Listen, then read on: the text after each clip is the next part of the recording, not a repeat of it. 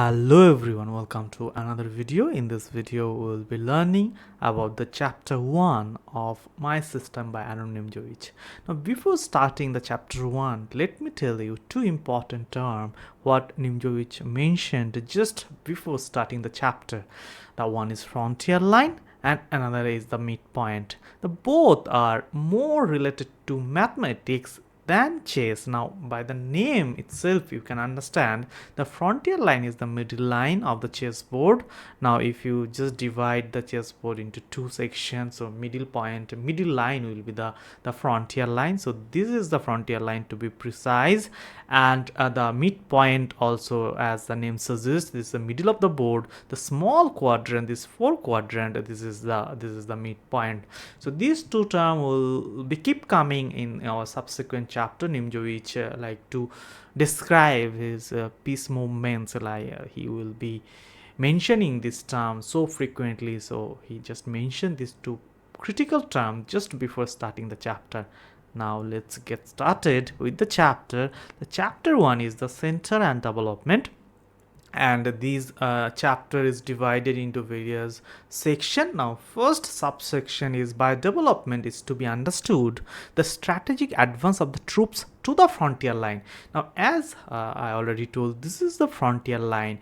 Now, by development is to be understood that like if we have to develop our knight here, so the knight should be eyeing towards this square, like the frontier line. If pawn we move, like it should be like eyeing towards the frontier line. So by development we should understand that this is like eyeing towards the frontier line, but not that like just bringing our knight here then again going back. That is not considered as development. So like we can go here and we should be eyeing towards this frontier line like this, then only that will be the development. Like if bishop goes here, again we are bringing it back, that won't be called a development. A pawn move must not in and of itself be regarded as a developing move, but should be seen simply as an aid to development. Now here you can move your pawn initially, but you should minimize your pawn movement. Rather, you should move pawn in such a way so that it will aid to develop your pieces. Like once you move e4, that should be supported to develop your this bishop, that should develop your queen, your knight can come. So this move should be just aid in development, rather it's not a developing move. Again, if you move this pawn, that's also not a developing move, rather it will help you in development. So you should focus on development initially, and that should be done by minimum moving the pawn. At the same time, he also wanted to tell the pawn movement should be in such a way, it should be eyeing towards the central quadrant and the frontier line. Now he demonstrated this with an example. After moving the knight at f3, knight c6, e3. Now here you see through this move e3, white is like aiding the development. He can bring out his bishop, but this is like pawnless advance, you can say, because this pawn could have been moved here at e4 and closer to the frontier line, but as e3 was played, so this is not at all like active and not attacking and not towards the frontier line. So this is called a pawnless advance, and this type of move will be punished soon. Now just see how it can be punished. Now black is taking the center and developing the knight, developing another knight, and bringing out the bishop. Now you just see this move helped in developing the pieces, but this is the pawnless advance, pawnless development, that will also be punished. Now just see, by moving this d5, now asking this bishop go back, already losing a tempi and developing this one, and then again moving this one, again getting a tempi, takes, and this knight is like forced to move and getting another tempi. So this pawnless advance is not supported in developing initially. So anyone should, like in the beginning, you should move in such a way so that your move is towards the central line and take control of that line, and then by minimum moving the pawn, bring out your pieces to the most active square and take the central control. To sum up, Nimzowitsch told that every piece should be developed in one moves every pawn move is to be considered a loss of time except when it helps form or protect the center, or when it attacks the enemy center. Hence, as Laskar has correctly remarked, one or two pawn moves in the opening, not more. So remember, one or two at max in the opening, then try to develop your bishop, knight, this knight, and try to castle and go for other move, like one or two, not more than that. The lead in development as the ideal to be sought.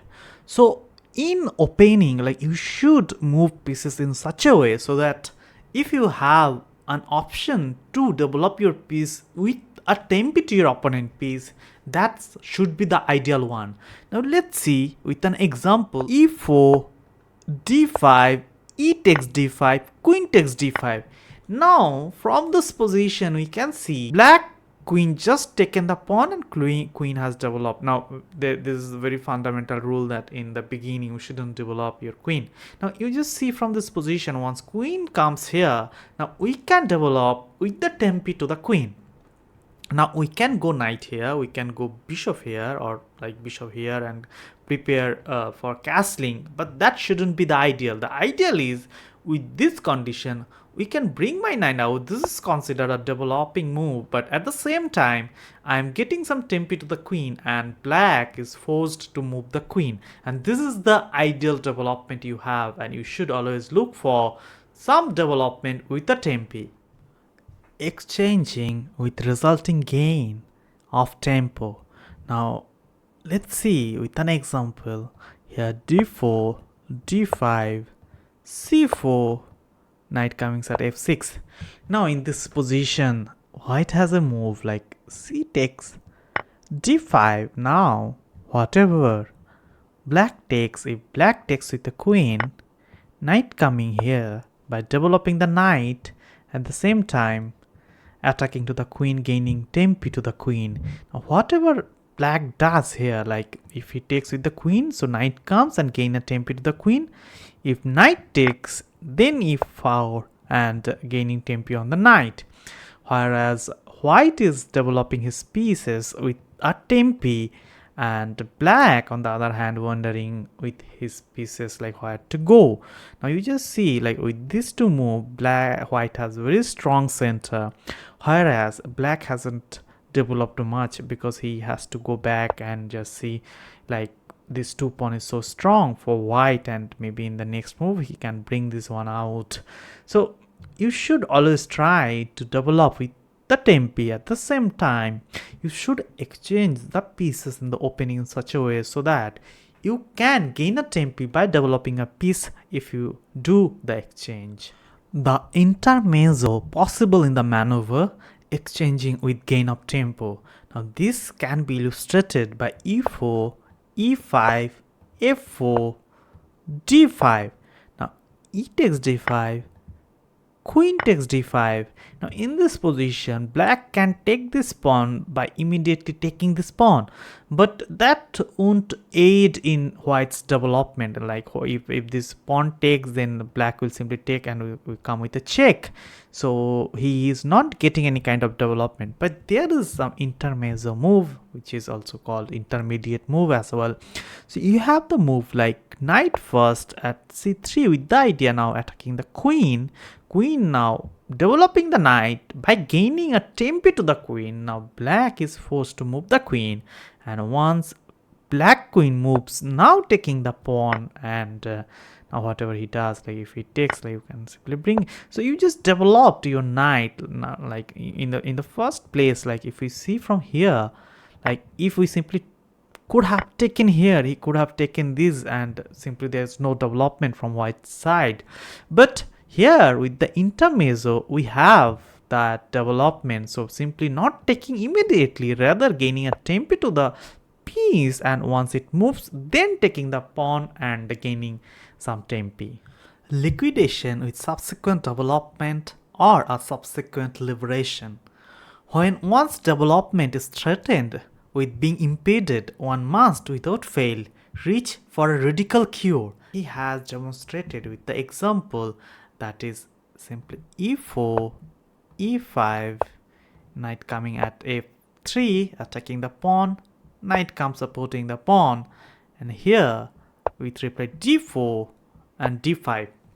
Now here white takes, e takes d5, queen takes. Now white will try to develop here by simply developing the knight and gaining a tempo on the queen. Now in this condition, once knight comes here and try to gain some tempi on the queen, black should try something so that he doesn't need to move his queen. So how he can achieve that? By bringing the bishop. So this is now pinned. Now white is simply unpinning with the bishop. Now this queen is forced to go back, but he should trade off from this position so that he doesn't need to go back. Rather, he develop his pieces as well. Simply bishop takes knight, bishop takes bishop, pawn takes pawn, knight takes pawn, and now just see, black didn't need to move the queen. Rather, queen was here. He developed his pieces in such a way so that he could have gone for liquidation. Now here simply bringing this knight is good. Now knight takes, queen takes, and simply developing all the pieces. So this relief of tension in the center in the trading of process as such characteristic feature of complete liquidation. Now from the above two example we have seen like black should exchange in two conditions. One is like getting a tempo, and with that tempo he is developing his move, his pieces, and another thing is liquidation followed by developing or freeing move. So in this condition anyone should go for exchange, but we must however emphatically warn against exchanging blindly, since moving a piece several times only to exchange it for an enemy piece that has not moved would be just the typical beginner's mistake. So exchange pieces only in either of the two situations I just told above. Now let's see how the bad example will be. So it's e4, e5, d4, e takes d4, offering that c pawn. Now black can simply accept the gambit by taking the pawn, but on the other hand black, like he might have heard that initially you shouldn't play for pawn, rather you should focus on development. So simply he is not taking, he is going for developing move that bishop comes at c5. Now he is allowing white to get a tempi on that bishop. Now c takes d4, material wise if you see it's equal, but white is simply getting a tempi on black's bishop. Now black bishop is in this position, like going back simply it is good, but if black thinks no, I will be coming with check. Now just see, this bishop moved here once, then again moved here once, and now challenging this, and after taking this, bringing with the knight. Now just see, white has like developed his knight here. On the other hand, black has moved his bishop thrice. So he moved it here, then he took here. So 3 tempi black lost in that process. Rather he could have gone here, just losing 1 tempi only. So one shouldn't simply exchange for the sake of exchange. So in the above two condition only exchange should happen, like getting a tempi, liquidation for freeing up your piece. These two conditions should be there, and you before exchanging you should think that whether these two conditions meeting through this exchange or not. If not, then simply don't go for exchange. The center and the furious rage to demobilize it. An unrestricted mobile pawn center is a formidable attacking weapon, as the inherent threat of the pawns to advance drives back the enemy pieces. Now let's see the example e4, e5, d4, e takes d4, c3, offering the pawn. Now he can accept this gambit pawn, or else he can go for some development. Now let's see what happens if development. Now knight comes at f6, and this e pawn is ready to march and is the only waiting for knight to appear on f6, and once it appears, and it can immediately put this piece to flight. Now as per plan, going with the move e5 on the board. Now this knight have two moves mainly. Knight can go here or knight can go here. Now let's see what happens when knight goes at knight d5. Now queen takes, and now this knight is under attack and gaining a tempo on the knight. Now protecting this knight, bishop comes and again attack to the knight. Now knight will go back here and bringing this knight, simply developing this knight. Now from this position you can see white has like 6 tempi, whereas black has 2 tempi. But on the other hand, this knight is so misplaced. It's supposed to be here at f6, rather it is at b6. So this you can consider 0.5. Even Nimzowitsch told that this knight being here, it's a 0.5. So 1 and 0.5, 1.5 tempi black has, whereas white has 6 tempi. So simply white is doing great. Now let's see from this position, a little modified one.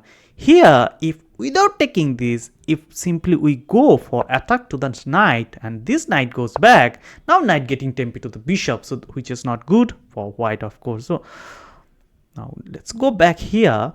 And we have seen what happens. Knight goes at d5. Now more accurate is knight centralizing the knight and knight e4. Now idea being, once this knight under attack by the bishop, now bishop is attacking this one. Now this is not a good move, because the reason being this knight moved so many times, losing tempi here, now again going back, and we have developed this white bishop here, and even if it takes, we are happy to take and gaining the tempo. So this is not a good move. Rather white can do moving d5. So this is full development move, because this pawn is supporting the knight. This pawn is also aiding the developing of this bishop. At the same time, once e takes d pawn, then knight can go back and take the pawn. So this is the best move. So, and in this position we can take this pawn, and now white has center. On the other hand, black has also some attacking game, but at this position black shouldn't feel that this knight is safe and secure here and it can hold the position from here. This is not possible, so he should go for more aggressive game, because he can't simply maintain this position for a long time. The reason being, this knight of the white is ready to come here, and with the developing the knight and at the same time putting some threat to this knight.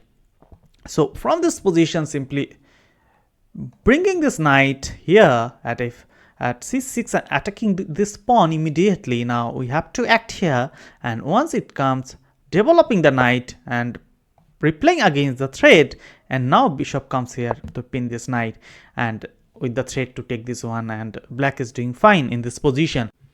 Now without playing bishop g4, bishop b4 with the check would have been a mistake. The reason being, black will have to accede to a tempo swelling exchange. Might be he thinking that once I develop my bishop here, I am ready to castle. But the point being, once bishop comes at b4 with a check, now bishop will go to meet that check, bishop takes bishop and knight takes bishop. Nimzowitsch told here, if it can be done without incurring other disadvantages, keep the center intact.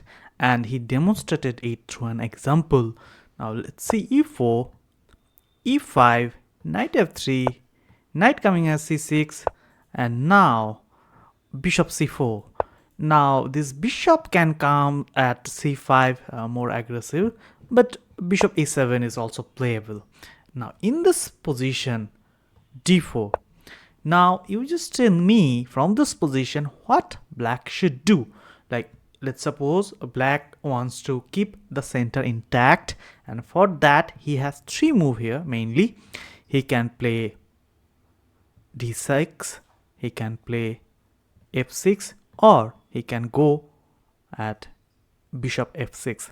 Pause the video here and try to find out what is the best move and why other two are not. Now Nimzowitsch suggested that d6 is protecting the center, at the same time allowing him to develop this knight here and then maybe castle. But this f6 is not playable at all, because this diagonal becoming too weak, and this pawn's main purpose, protecting the king, is not serving. So this is not good at all. On the other hand, bishop coming here is also not good initially, like moving the piece twice, and again we can gain some tempi on this piece. Now let's see how that's possible. Once bishop comes, we can go for taking this pawn. Knight takes, and now once bishop takes, once we castle, we can move at any point f4 and gain some tempo on bishop. So he told that if it can be done without incurring other disadvantages, keep the center intact. And now we'll see when to surrender the center. Now e4, e5, knight coming at f3, knight coming at c6, protecting the pawn. And now without developing the bishop, immediately d4, striking in the center. Now in this position, if black tries to maintain the center, then he has to play d6, takes, and then after taking that, he has to take with the king. Now here black has a center, but black has lost the castling right, because if knight would have taken this would have fallen. So black has simply lost the castling right, which is not good for black. So he had to accept this pawn, and once pawn takes, knight takes pawn, and maybe this knight is not good yet, so he will simply double up this one, and after knight takes knight, b takes c6, and here black is doing fine. But here one thing, black one has permitted the enemy to establish an unrestricted mobile center pawn. This pawn must be looked upon as a dangerous criminal. Against this, all our chess fury is to be directed.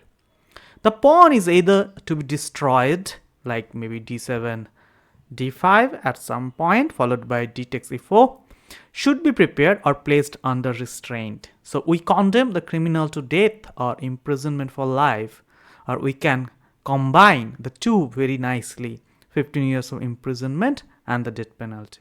On pawn hunting in the opening, you should not play to win a pawn while your development remains incomplete. There is only one exception to this, when you can have the opportunity to accept some central pawn. We will come to that in the later on. First, let us demonstrate the best way of declining a gambit. Now let's go for a most common one, like if it's gambit, maybe knight comes, bishop coming here, bishop comes here, and now with the move b4. Now black can accept this pawn, or he can simply go back with the idea that this pawn is not in the ideal square. At the same time, he is not accepting the pawn because this is not the central pawn, because once this takes, this push is coming, and after that this push is coming. So considering this b4 pawn, he is not accepting, rather bishop b6. And now you just see the position.